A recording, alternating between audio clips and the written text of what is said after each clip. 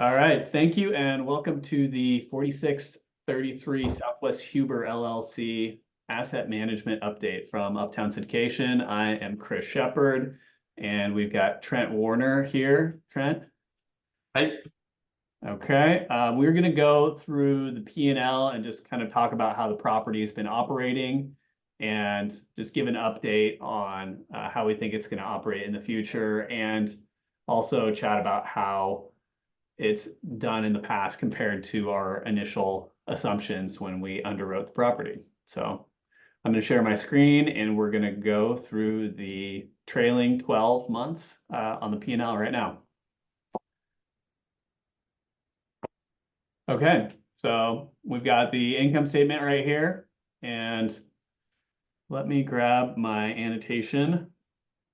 Okay, so we are looking at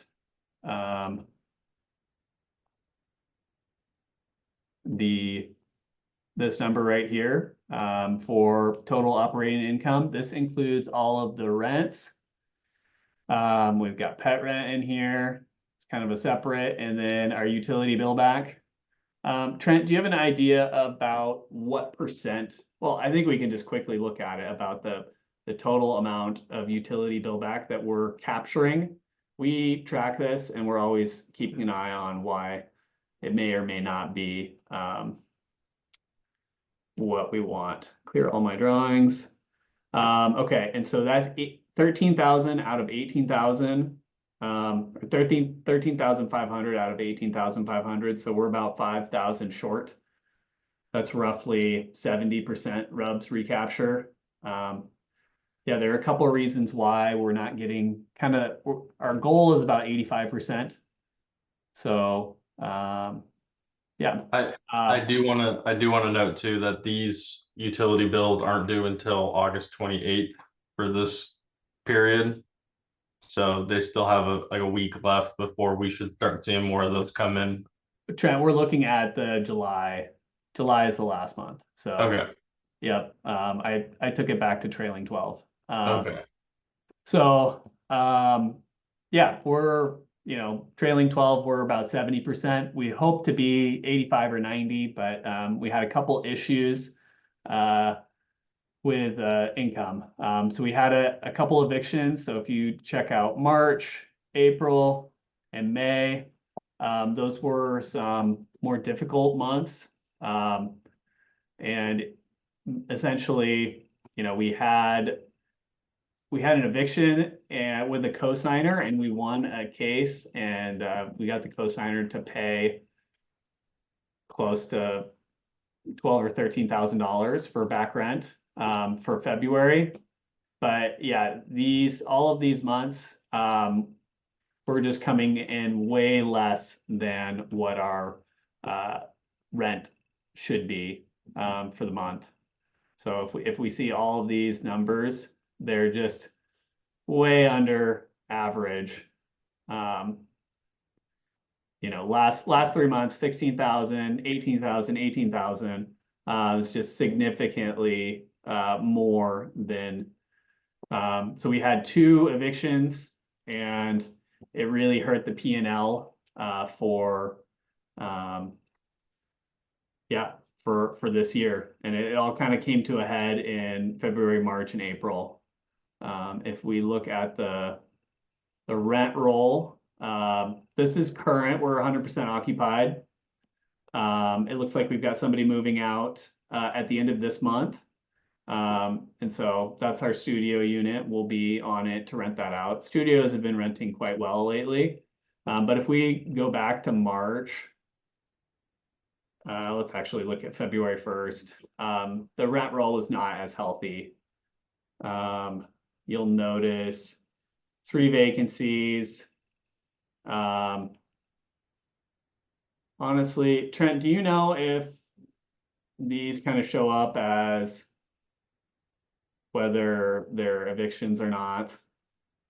Let me look. Yeah, if you went back to. Yeah, here we go. So we had these 2 evictions in December, Jackson Freetag and Mark Lumoya. And both of those units were pretty expensive to remodel just because of the damage that the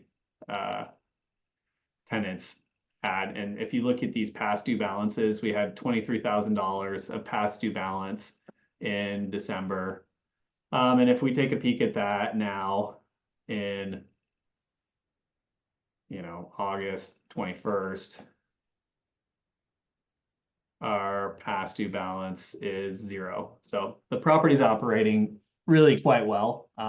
We've got a great tenant mix in there, and we're pretty close to where we want on market rents. That 1,500 or 1,595 market rent might be a little high. That might be a little hopeful. I think that 1,495 is probably about market for the property. Trent, any thoughts on the oh geez, I need to change my name to Chris. No, I just want to echo what you said about the market rents for 2 bedrooms over here. I think Chris, you're spot on. 1,495 is probably more realistic than the 1,595 market rent number we have in there currently. The 1 bedrooms, I would stick with that 1,350 number as market rent. And then the one studio out there, I think, yeah, anywhere between 1,150 to 1,250 is probably market rent. So the ones in the studio seem to be hitting that market rent, and the twos are barely lagging behind. So that's encouraging to see achieving those rents when we adjust the market rent accordingly. So if we look at rent increases, we might consider. Oh, so we know we've achieved 1,550 now. That's a lease renewal. This unit, we might offer it to them for a little bit lower. But who knows? So in these ones, 1,400 for 1 bed. Yeah, I think trying to get these tenants on long-term leases might be a solid move. Danny, can you write that down for Huber? Let's try and get aggressive on getting these tenants to renew, and even having them renew at the same rate, I think would be fine. At other properties, we are seeing, vacancy kind of creep up. So I think we want to get aggressive now to re-sign these tenants before they start looking. Okay, so let's get back to the P&L. So we're at 194,000 on income, and repairs and maintenance. So that's about 750 per door, a little more, maybe 800 per door. That's pretty good, especially considering we've got some big, eviction expenses in here. Insurance, we should requote the insurance, but still 7,500 on 12 units is not bad considering the insurance market. Management, that's about 5% on 200 grand. So that's maybe 6%. That's a very good rate. Utilities, we talked about utilities. Landscaping, it's going well. So 72,000 on 193. Let's check that expense ratio. Can you guys see my calculator or? Okay, so 73,300 divided by 194 is 37%. That is a really good expense ratio for a property of this age. So, normally when we're underwriting a deal, we're underwriting closer to 50%. So this property is stabilized and it's operating well. And if we didn't have those 2 evictions, our income would have been, probably $10,000 or $15,000 higher, and the expense ratio would be even better at that point. Okay, now looking at, kind of one-time capital expenditures, this is where we kind of struggle a little bit. We have $6,000 of legal fees, which was just brutal. That's from that one. We had the one case in February. And then we have paid off a little bit of mortgage interest. It's about $2,000 a month. So that's 24,000 for the year. We changed our accounting so that it wouldn't appear on the P&L. We wanted it to appear more on the statement of cash flows. So that's the difference here. We're still paying down mortgage. And here's our capital expenditures for turnovers. As you can see, had some pretty high expenses, 14,000 for the year. Basically every unit has been turned over, and they're looking pretty good at this point, so we shouldn't have extremely high expenses anymore. And then yeah, just more capital expenditures for remodeling those 2 units. So we're into those 2 units, about $32,000 for 2 unit remodels. Yeah, so that's that for the P&L. At the end of the day, we're net income of 17,000. Trent, do you know how much we dispersed for Huber? I can have a peek at the at investment manager. Yeah, I don't, but I can find that out for you if you want to keep talking. Okay, yeah, let's look at the pro forma. So here's the pro forma that we underwrote. We're in year 5. So we closed on this deal in September of 2020, or in 2020. And so, we're through year 1, through year 2, and into year 5. So our income is a little less than what we projected. Rents quite haven't gone up 3% per year since we acquired the property, unfortunately. City of Portland hasn't quite done it the way that we expected to. We were able to achieve these renovated rents pretty quickly.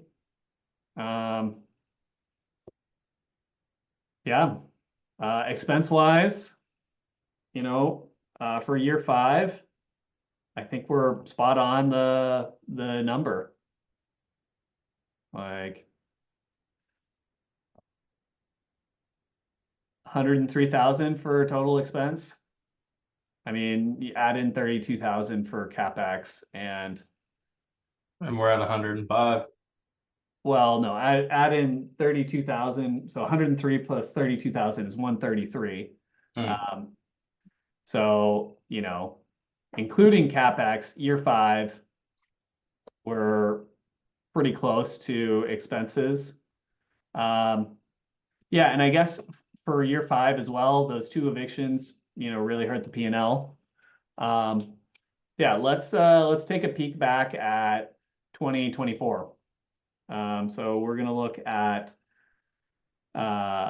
August 24 to July 24. Wait, no. Yeah, August 23 to July 24. So that's going to be trailing 12 to trailing 24. Is that right? Yeah, that is right. Okay. And so total operating income was 188,000. If we look at that right here, and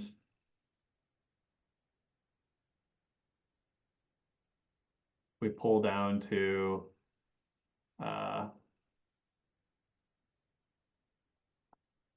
operating income's 86 and expenses are 101. So if we look at our legal costs was significantly less and our CapEx was significantly less. So that's the difference in last year. If we look at our P&L, this 188,000 and 102, So we were planning on 196,000 and 123 of expenses. So and That's why. oh, that is NOI. Oh, geez.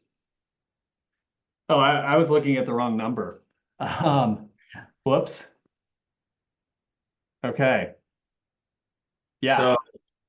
So for this, just to clarify, for 2025 T12, the operating expense is about 100 and, what'd you say, 100 and, Yeah.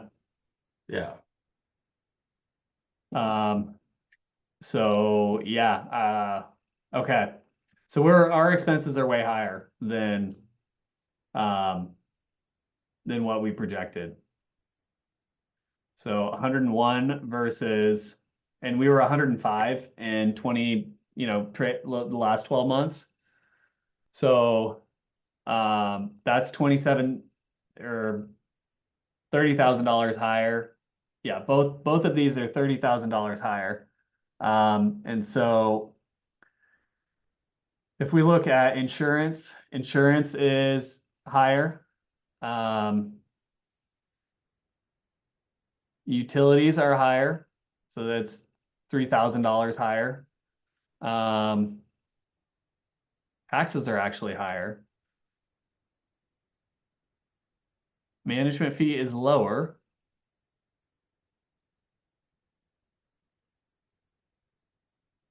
Repairs are lower. For this last 12 months, repairs are lower than actual. Yeah. Oh, than pro forma. Or no, sorry, they're higher than pro forma. 9,700 for 2025. So yeah, and 10,000 for 24. yeah. Yeah. I mean, across the board, our expenses are just higher. And so yeah, we just need to be better about, and this is the second deal that we projected, but expenses have just gone up significantly across the board. And yeah, and so NOI, we're just behind schedule on what we thought we were going to be at. So NOI is 86 and we were hoping for 123 for year 4. So yeah, both income and expenses were a little bit lower. I mean, all in all, the property is still operating well. We're paying down the principal on the mortgage. But it's not operating at a crazy tilt. So yeah, let's look at 22 to 23. Yeah, the market essentially peaked out near 2022. Rents are about 10,000 lower. And if we look at year 3, we were projecting 190,000. And we're 177, so we're $13,000 short here. And then if we look at expenses, total operating expense, 56,000. No, we have a $20,000 accounting.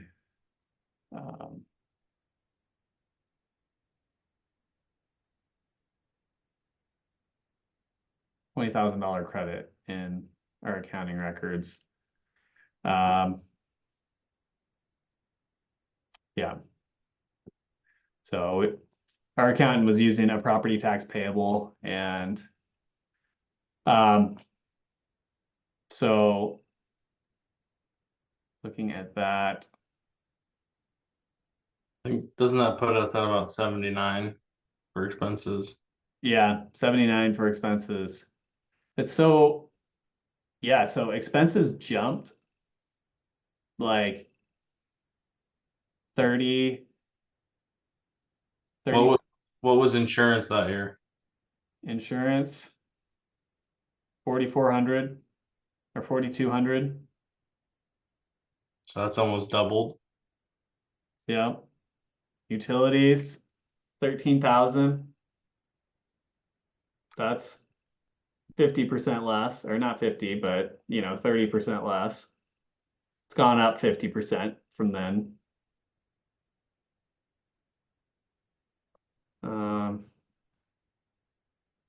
Yeah. Yeah, NOI was 120 in well, no, you gotta add on 20K. So NOI was 100. So in 2022. In 2022, 2023. So if we look at 2021 to 2022, And Chris, just keep in mind too, just periodically throughout ownership of this property, there have been some problem tenants and that rack up bills. I know we've shared that information in past quarterly reports, but I mean, you can kind of see it through the monthly operating income. So 170K in operating income. We're looking at year 2 now. And so for 184 here, was what we were hoping for, and we achieved 168. So still just kind of running about $14,000 under. And so there's another like property tax-esque $15,500 in here, but our operating income or our operating expenses were about 70,000. And so we were at 105 or 102 in operating income in year 2.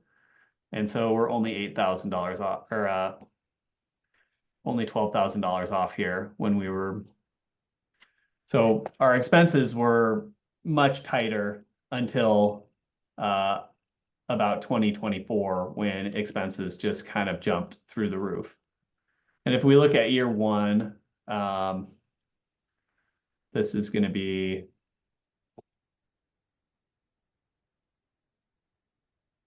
I think we're going to have to go into October 2020 to September 2021, right? To get full months of data. Yep. Okay. We had a little bit of trouble collecting rent in the beginning. But if we look at it, we had 90K of operating expenses and 152K of income. And the property was just getting stabilized. We had some rough months in the beginning.